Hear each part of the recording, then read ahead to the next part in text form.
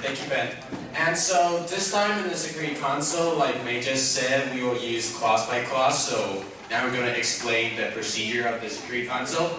And so delegates, you really want to pay attention to this, because if you don't know the procedure well, you probably will screw up the whole conference. And especially the delegates of the security console this time, you really want to pay attention to this. And other delegates that are not in the security console, you probably want to listen to this as well, because you might be in the security console in the future, so you also want to be familiar with this. So let's start. The House will come to order. Today in the Security Council, two issues will be addressed.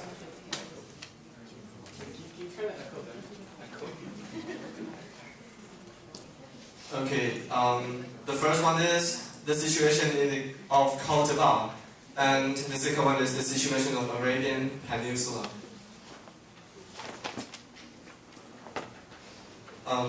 The chair will now take a roll call. Those countries whose names are called, please raise your clicker high and firm. The delegate please say present voting, while the observer states would only say present. The delegate of China. Present and voting. Delegate of France. Delegate of Germany. Delegate of Morocco. Delegate of Russian Federation. Delegate of Syria. Delegate of United Kingdom. Delegate of USA. The chair will now set time for opening speeches with the delegate of China, France, Germany, Morocco, and Russian Federation. Please approach the podium in that order.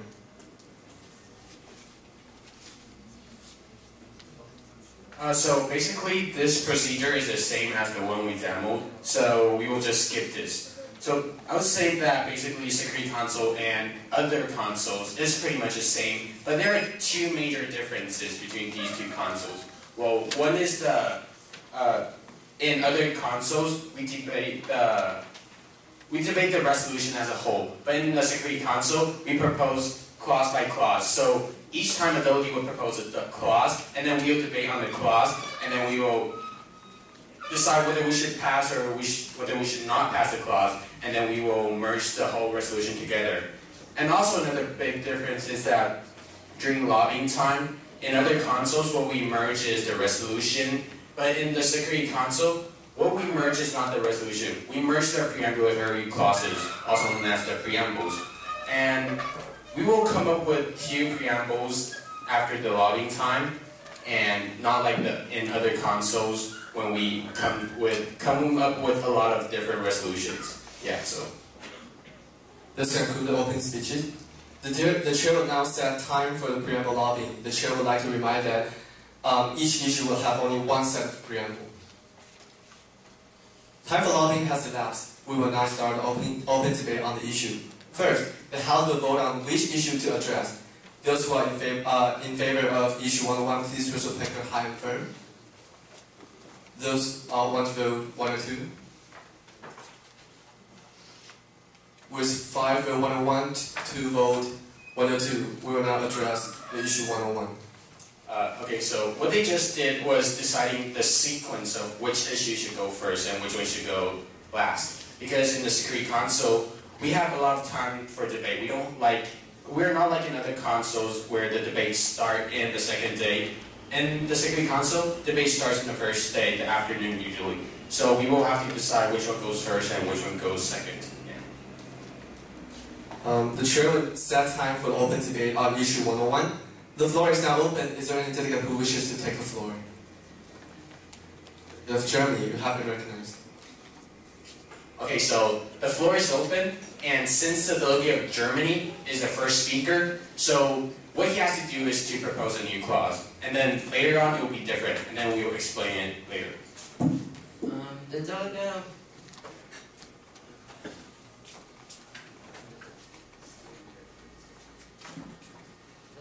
of Germany would like to propose clause 3. That's an order. Strongly advises to the two countries involved to implement stricter border control between Côte d'Ivoire and Liberia by means of Subclause A, enhancing scrutiny of passport or any travel documents.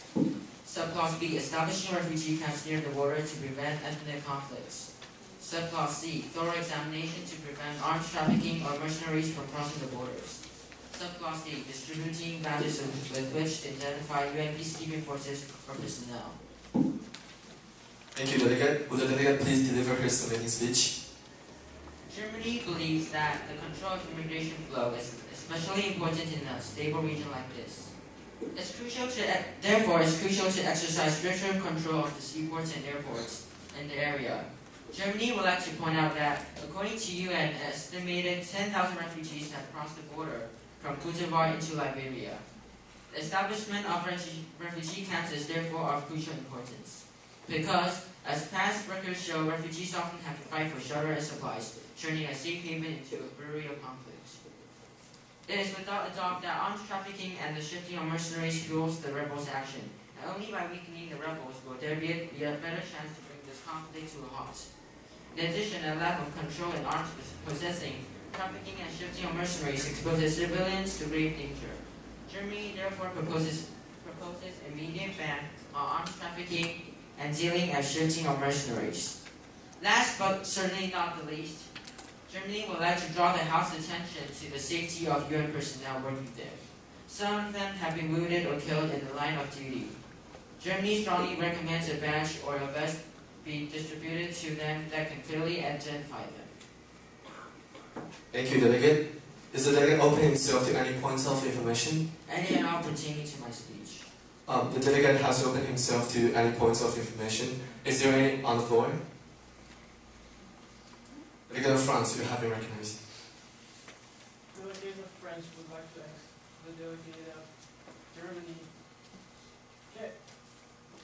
Can the delegate elaborate on the subclause C? What do you mean the thorough examination?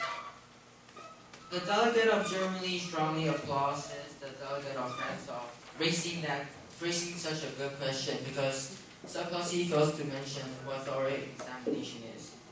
The delegate of Germany believes that thorough examinations includes a lot of ways, and the delegate of Germany would like to point out some. It may include like recording the population flow of some towns near the borders, and maybe we can just place some armies in remote areas and dispatch some helicopters in spacious areas. Therefore, these ideas should be implemented to ensure that there will be a safer and a more stable, so that the situation will be more stable. Thank you, Delegate. Is there any still on the floor? Mr. Anderson, would the Delegate please floor back to the chair to the Delegate? Back to the chair. Thank you, Delegate. So, what the delegate of Germany, who forgot his placard, just did was submitted a clause supporting speech. It's different from other consoles where we do main submitting speeches, and what he did was a clause supporting speech, because he just only proposed a clause, not a resolution. And also, I would like to apologize for not stating myself clear enough. I would like to further elaborate about the merging resolution part. It's at the first, all delegates will have their own resolution in the chair's computer. And during the conference, the delegate will say, oh, I would like to propose clause 3, for instance. And then the chair will take out the delegate's clause 3 and then stick it up to the merging resolution that we are working on. And so, and also they will change the number to number 1 or number 2 according to which clause they are discussing on. So, to make it easier to understand, it's like a puzzle. Like, every delegates have their own puzzle or their own bricks, and then together they will make up a taller building with all the bricks over here. So is that easier to understand? So, is there any questions so far? Just about the procedure, is there any questions? Okay, so we'll continue. The floor is now open. The House will, the chair will now set time for open debate. Is there any delegates who wish to take the floor? Seeing there's none, the House will now move to voting procedure. Sorry. You should also realize that the chair only said about open debate. And this is also a difference between other consoles and the security console. In the security console, there will only be open debate. Not like in other consoles, there will be for, against, and open. So that's also a major difference. Yeah. The chair would like to remind that no passing is not in order during voting procedure. And will the secretary please secure the door? Those who wish to vote for this clause, please raise your placard high and firm. Those against? Those abstain? With 5 vote for, 2 vote against, vote abstained, this clause has passed. Clapping is in order.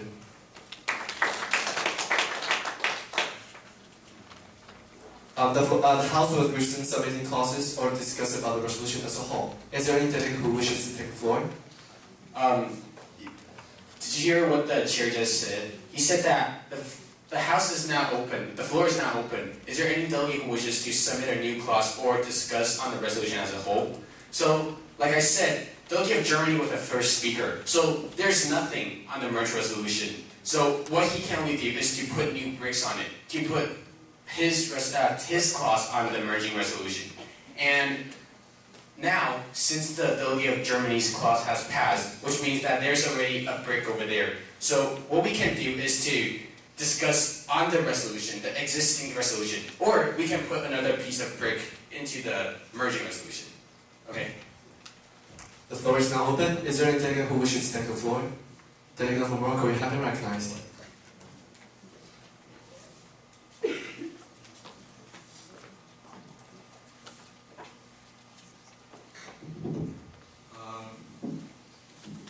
The delegate from Morocco would like to propose Clause 4. That's in order. Would the delegate please read the clause? Calls upon UN to help stabilizing the political situation and social order in Cote d'Ivoire by Subclause A, recruiting forces in case of backbones, military force, or other opposition groups to rebel only under circumstances such as limited to. Subclause 1, when backbones troops are threatening the border between North and Southern Cote d'Ivoire. Subclause 2, when suicide attacks and murders directly threaten the safety, properties, and basic human rights of civilians. Subclause B, prohibiting any weapon from being smuggled into the country. Subclause C, helping Cote d'Ivoire to edit the previous constitution and laws or compile a new but provisional one to improve the specification of governing. Thank you, delegate. Will the delegate please deliver his submitting speech? Honorable chairs, fellow delegates. The delegate would like to call upon the House to focus on unstable political and social situation in Cote d'Ivoire because they are the core of the problem. A nation with a stable government and a safe living environment for citizens are two of the essential factors to form a country. For Subclause A, recruiting forces only in jeopardy. The delegate hopes that the use of military should be appropriate to ensure the safety of citizens. The delegate would also hope to prevent any smugglers from smuggling weapons into the country, because the small arms they bring in trigger civil wars. Thus, to form a stable government, the current constitution should be fixed and executed adequately. In order to stabilize the situation in Cote d'Ivoire, the delegate calls upon all delegates to vote for this clause. Thank you. The delegate, is the delegate open himself to any points of information? The delegate has opened himself to non-points of information. Would the delegate please fall back to the chair to another delegate? Back to the chair. Thank you, delegate. The floor is now open. Is there any delegate who wishes to take the floor? Delegate of China, you have been recognized.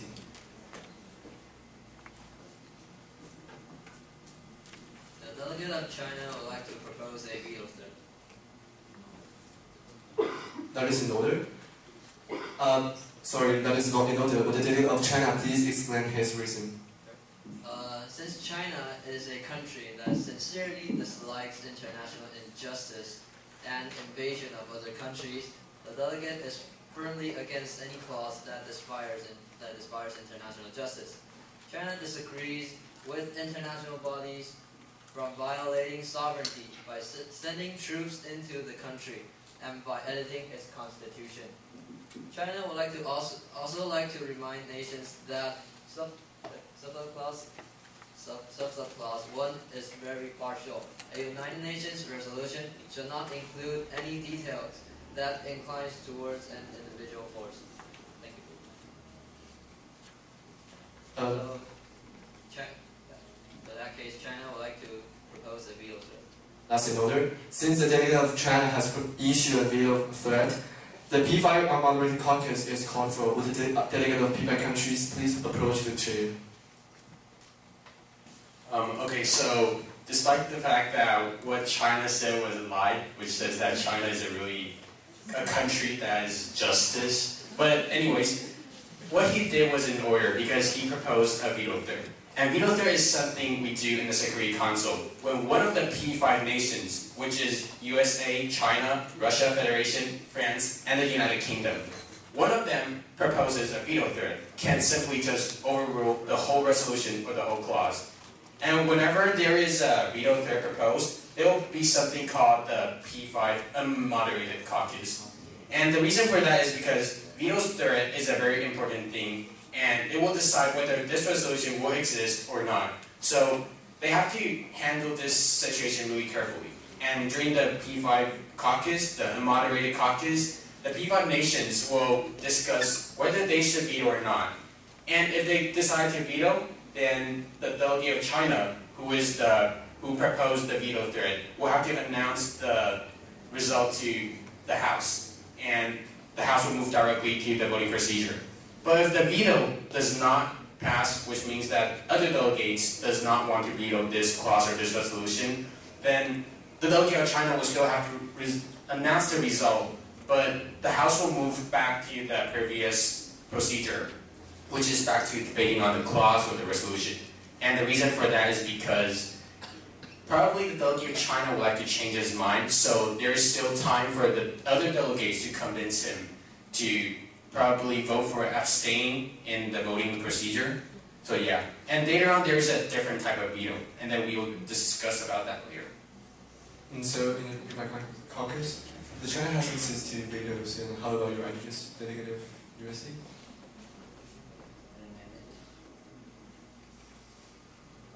I think I can understand the stance of the delegate of Morocco, but I think the things he focuses is not appropriate. France and Russian Federation? Abstain. Abstain. And secondly, China is? China's insisted on vetoing it. So we're going to have a small negotiation. There is an amendment and veto. So maybe you can persuade China to change his mind. I think he's firm.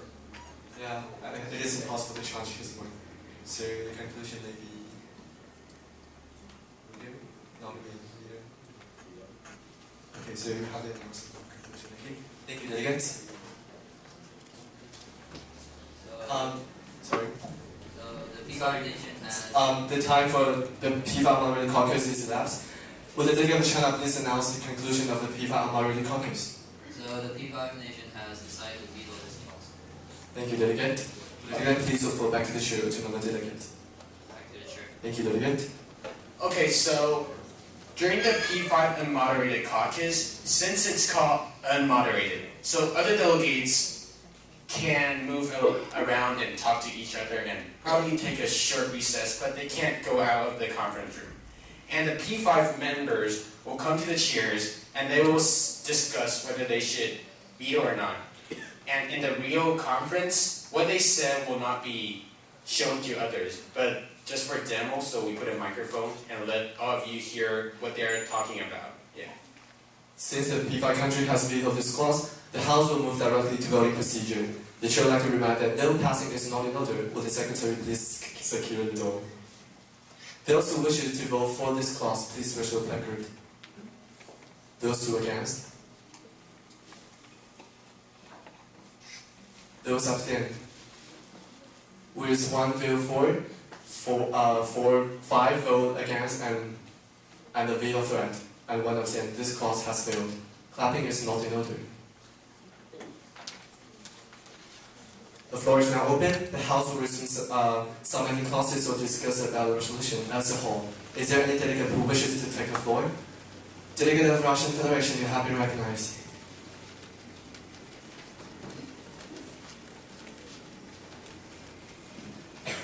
The delegate of Russian Federation would like to propose clause 4. That's in order. Would the delegate please read the clause? Okay.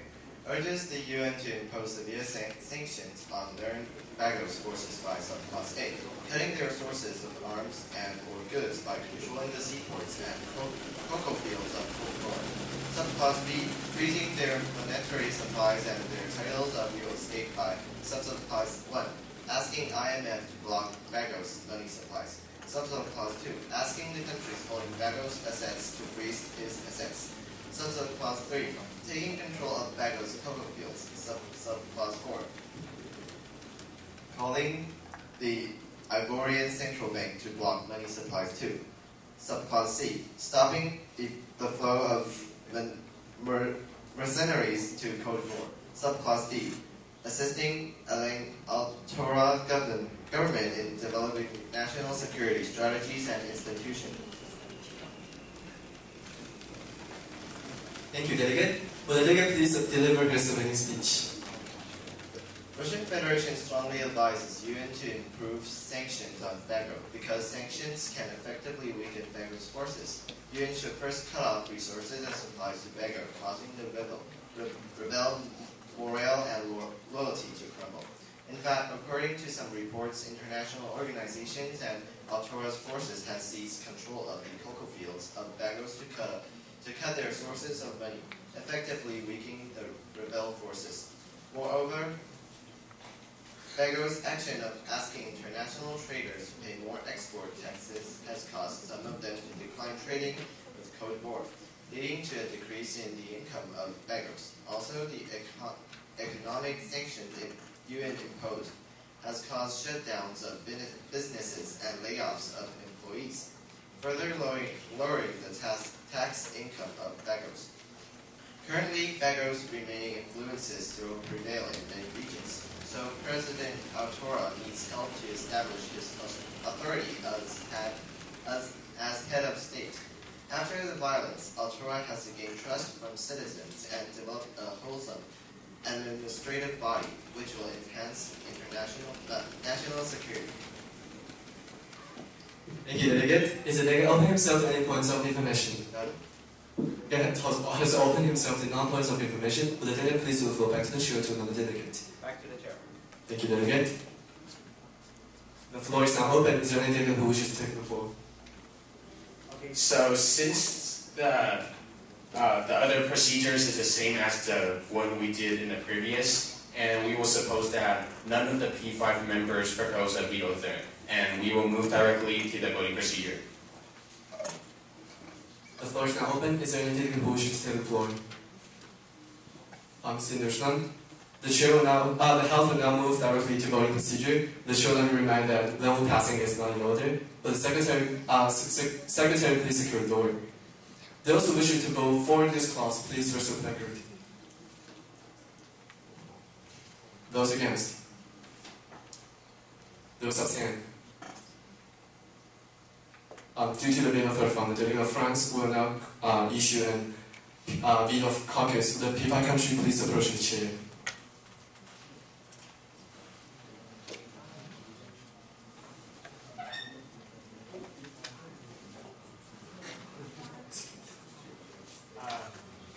We will skip this process, and we will just suppose that the P5 decided to not veto this resolution, and the resolution successfully passed. So clapping is in order.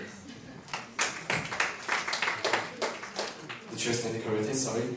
Time for this issue has elapsed. We will now vote on the resolution as a whole.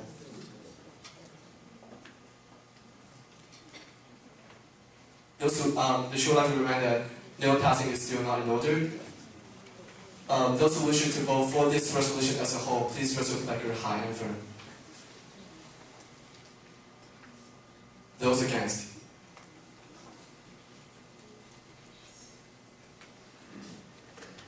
Those abstain?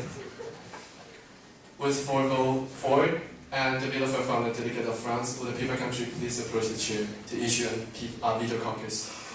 Okay, so my apologies for making this a bit misunderstanding. So what we just did was voting the resolution as a whole, because the chair said that the time for the resolution has elapsed, so which means that we can no longer propose new clauses or discuss on the resolution as a whole. It's voting for the whole resolution.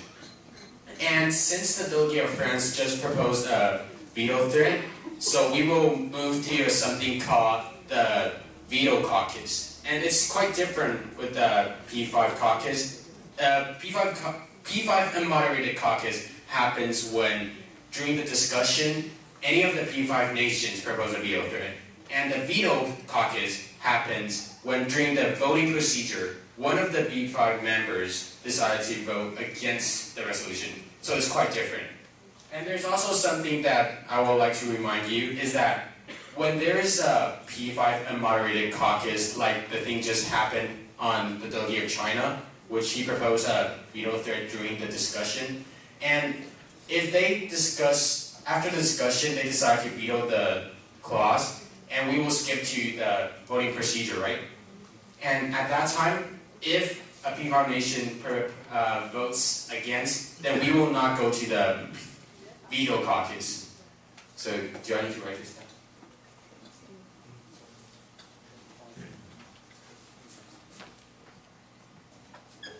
Will the P5 countries please approach the chair?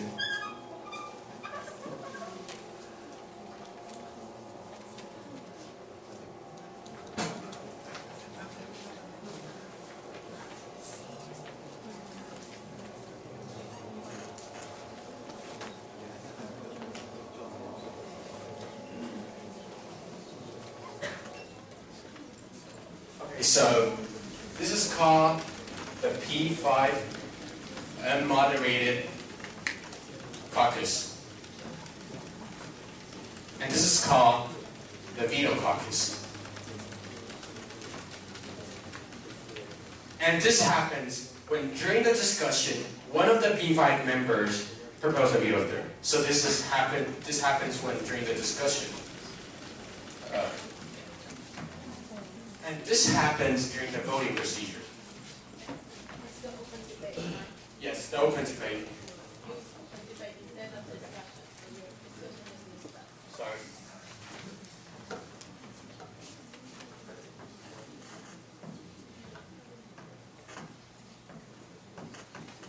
So this happens during the open debate, and this happens during the voting. And if during the open debate, one of the P5 members propose a veto thread, then they will move to this, right? And then after the discussion, they will announce whether they should veto or not. And if they decided not to veto, they will move back to the debate. And if they decide, if they decided not to veto, they will move back to the debate. Sorry for that. And like I said, this happens because probably other delegates would like to persuade the delegate who proposed the veto thread to change his mind. And if they decide to veto, then they will move to voting. And during the voting, if one of the P5 members propose a veto thread, which is really likely to happen because they just decided to veto, then we don't need to have a veto caucus because it's not necessary. They just discussed that they want to veto, so they don't need the veto caucus. And veto caucus is during voting, like what just happened. When they are discussing the resolution as a whole, one of the P5, when they are voting the resolution as a whole, the delegate of France proposed a veto thread. So they will go to the veto caucus. And then they will decide whether they should veto or not. And if they decide to veto, then this resolution fails. And if they decide not to veto, then we will vote again. And the reason for that is because the delegate who proposed the veto thread can vote for abstain. So, we vote. So, is this clear enough? Just to make sure everybody understands, the first part you're talking about when clauses are being debated on. The unmoderated caucus happens when you're debating the clauses. Or the resolution as a whole. This can happen as the resolution as a Yes. whole. You have it unmoderated. Just as long as it's during the open debate. So is there any questions? Because this is quite confusing. Okay, so does everybody understand? Okay.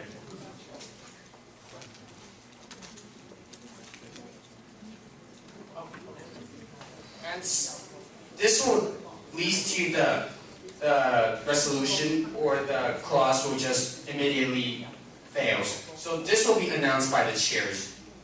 And this, because it's still during the debate, right? So this will be announced by the delegate who proposed the veto thread. Okay, so there's going to be... Okay. Oh yeah.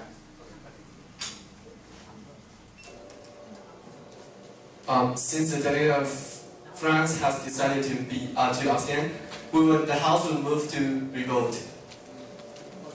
One more thing, sorry. During the resolution, which is over here, when they are discussing about the resolution, and usually, if a delegate votes, if a Piedmont nation vetoes this resolution, and normally after the veto caucus, he will be persuaded to not veto, because merging a resolution is a very hard work. It will spend the whole day, and usually delegates wouldn't want to just erase all of the things. So usually this won't happen. Usually it's revote, and the delegate who proposed the veto thread will abstain. Yeah. The House will revote again. Those who wish to vote for this resolution as a whole, please first click on high and fan. Those against? Those abstain? Who is four vote for?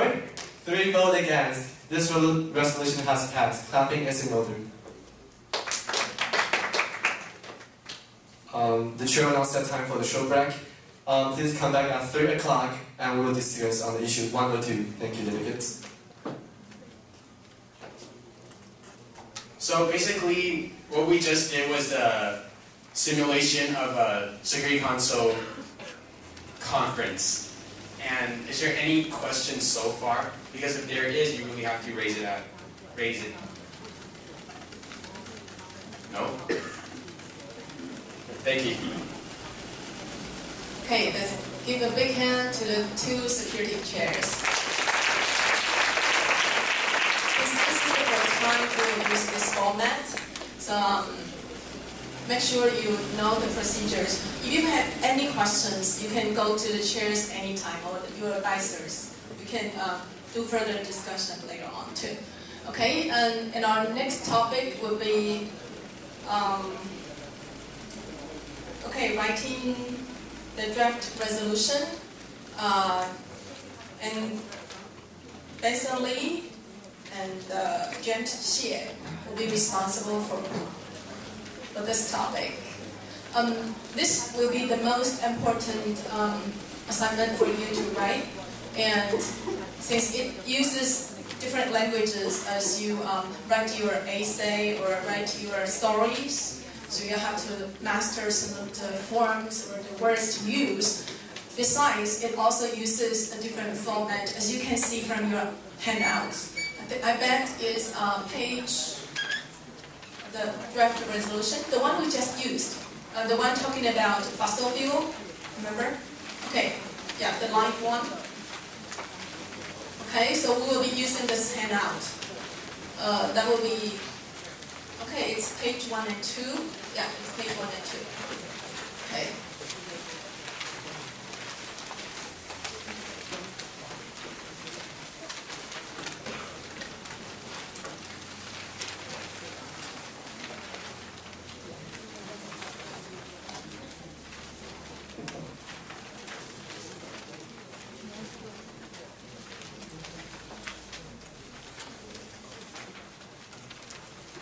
Hello everyone, and now we're going to understand how to write a draft resolution.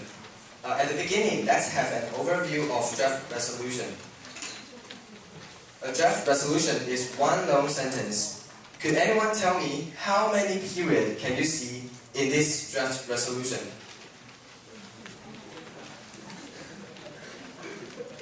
Could anyone How many periods can you find? in this How draft? many periods? How many periods? 多少个句点? Any. Very good. You can only see one period at the very end. Next, a draft resolution should include 4 parts. First, heading. Second, address to the House. Third, preambulatory clauses. Fourth, operative clauses. First, let's learn heading. A heading is like an identification card of a draft resolution. It includes 3 parts. Which committee this draft resolution is proposed in? Which topic this draft resolution is discussed, and who comes up with this draft resolution? Here's an example, and you can also refer to the handout you just got.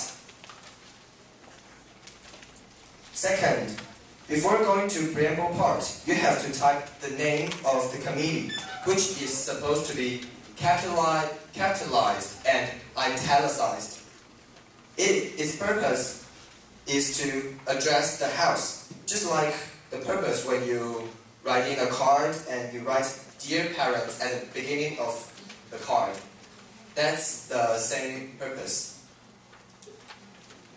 Third, we're going to know what a preamble is. Preamble is mainly about the delegates' understanding of this issue. That is to say, delegates should briefly write down the things that he or she knows in this issue. There are chiefly 5 directions for the delegates to follow. First, current situations. You can refer to the handouts for first and second preambulatory clauses. Aware that 88% of petroleum is used for the fuel, while the other 12% is for chemical raw materials, and what with the serious crude oil depletion, the world needs energetic alternatives so as to solve the environmental problem at the same time. Also aware that alternative energy is still under development, which requires further cooperation among countries with advanced techniques. For this part, delegates just need to briefly mention the current situation, and also mentioning statistics in the preamble is encouraged. Just like you can see in the first preambulatory clauses, like 88% and 12%. This is highly recommended and encouraged. Okay, for the second part, brief background of the issue. You can refer to the third and fourth preambulatory clauses. Believing that the common factor of the 3 oil crises in 1973, 1975, and 1980s is that the exporting and importing countries failed to come to consensuses on economic policies and political ones as well.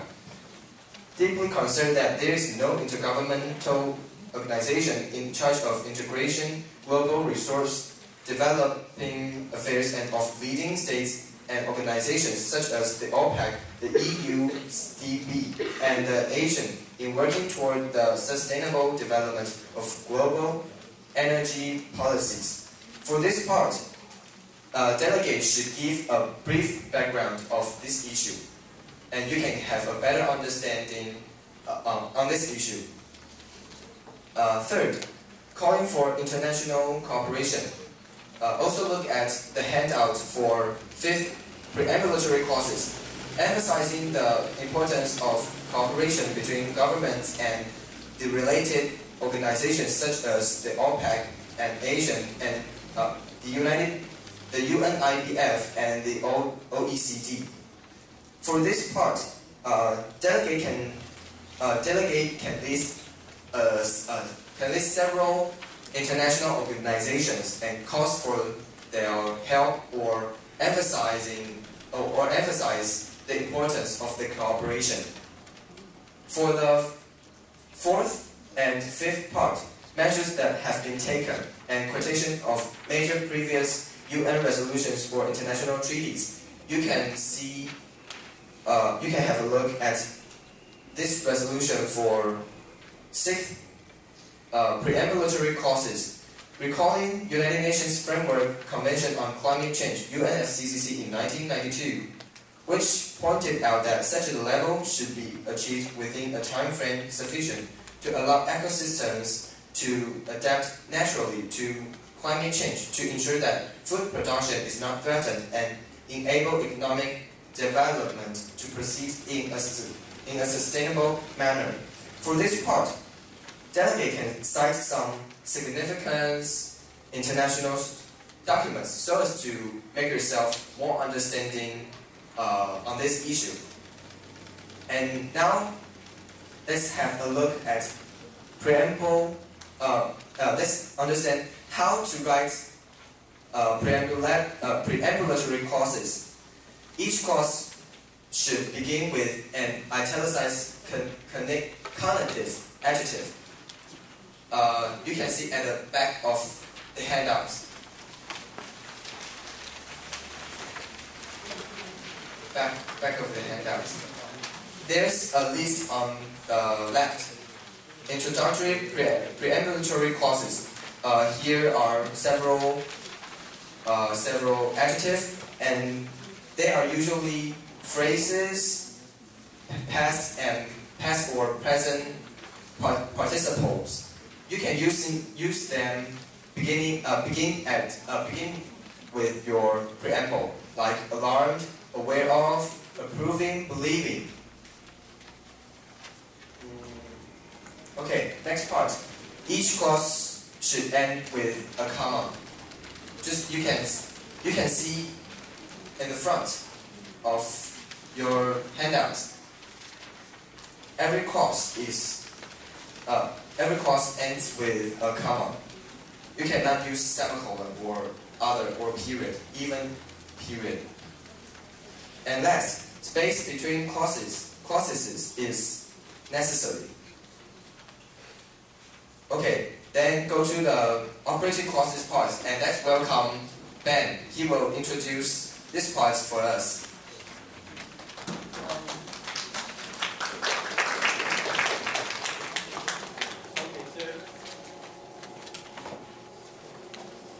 James has mentioned that in the preamble, in this resolution, there are two main parts, preamble and operating clauses.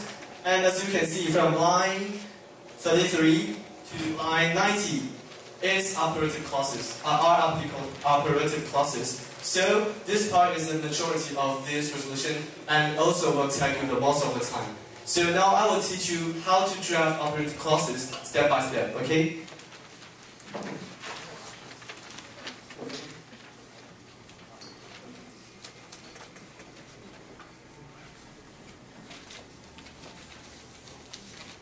Okay, James has said that in preamble, you will figure out some problems to solve. So this is after your research and your resolution, it will be like this. And it contains several problems.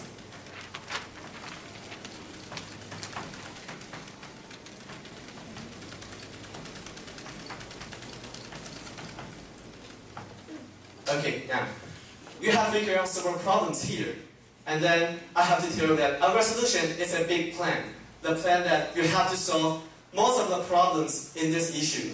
So after your research or reading your trial reports, you will find that there are several possible solutions for you to take. And so to each problem, there may be several solutions. And that is why we have to brainstorming, because a resolution requires some creativity and some ideas to be raised. So, for example, in class 1, it is to establish a new organization. So,